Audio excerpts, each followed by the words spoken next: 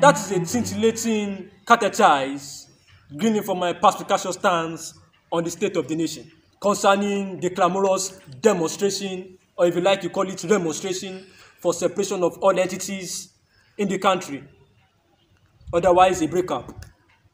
Well, the blame of this modus operandi by these entities respectively can only be tagged to this administrative delinquency and libidinous governance.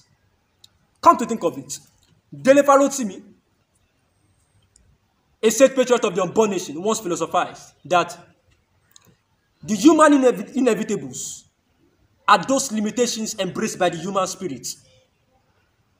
Otherwise, man is unlimited and creatorial.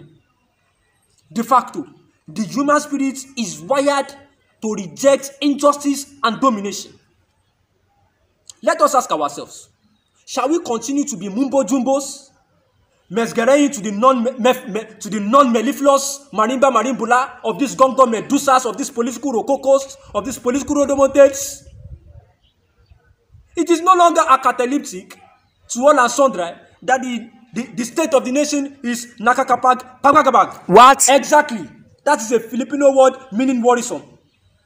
Difficult to pronounce? Yes. As difficult as it is to pronounce, that is how difficult the state of the nation has become to comprehend. As difficult as nakakapag pagagabag. Yes. There is a Latin saying that love conquers all. That is amor vincit hominis. However, there is another that says ut ameris amabalis estos. That is, to be loved, you must be lovable. You see, I will koto in the poem of Senator Labisi Durojaye that, appreciating the territorial size and population of the country, citing the attainment of greatness of countries like Republic of China, USA, Canada, and all, due to their monolithical symbiotism. One would say it is preferable for us to remain together as one, and becoming a center of attention and attraction in West Africa and beyond. But this is only a political somnambulism and malocclusion, considering the topsy-turvy, the kidnapping, the didascalerophobia, fear of going to school, the urbanism, apotheotic attrition and ululation, both in quotidian and kwakwabasa. It is appalling. Now, the underlying factor remains that you cannot continue to rule, you cannot continue to rule and to hold unwilling people for an endless period of nefarious and nefandous ignominious wrath. Never. It is obstreperous, ostentatious, malevolent, Senangian, and even Mephistophelistic to ride and continue to ride an unwilling horse. Definitely.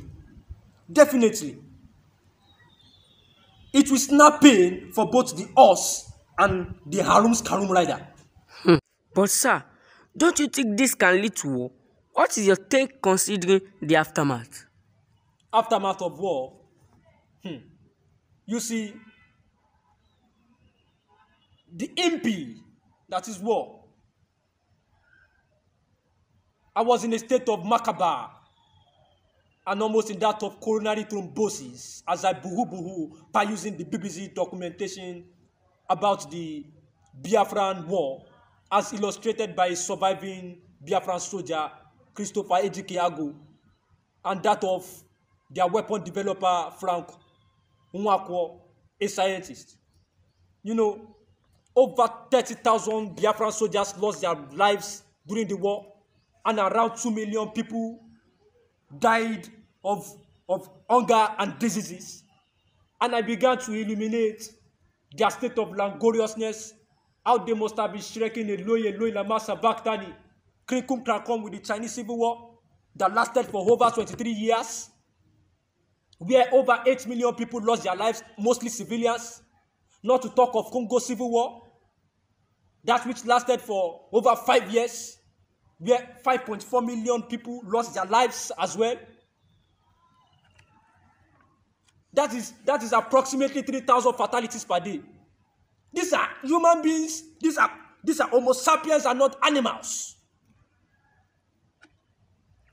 Now, considering these samples, one may say that the consequence of war is better imagined than experienced. However, have we even excogitated, ruminated that after this secession, who are those people who will lead us? Are we not still going to recycle the same nomenclatural personalities? This calls for deepest rumination. However, the political apparatchik must apply a purpose strategy and halt their fallacies, that is error in reasoning.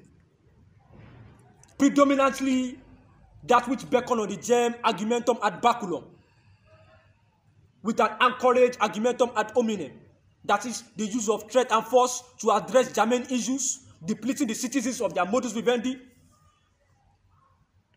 instead of addressing the forced origo for the opera and finding panacea and antidotes. Attacking you attack the personal characteristics of the masses, tagging them as irresponsible, instead of applying the actor non-verbal, that is acting, instead of bamboozling and becoming a bookable to those who elected you into power, into that state of honorificabilitatibus. You see, until then, of which this application of a purpose stratagem is in place, the Deus periculum, that is danger is sweet, might be the 11th hour resolution of the curophobic compos mentees seeking for sacrosanct. Now, let me reiterate pretissimo that the kakismobo-plutocratic leaders, as Patrick Obayagbon has rightly said, we need to understand that we will not kowtow in their poho until the masses ataraxia and vacillando transmographically transmogrify into querencia. We will not rara in their wawa. Never shall we rara in their wawa.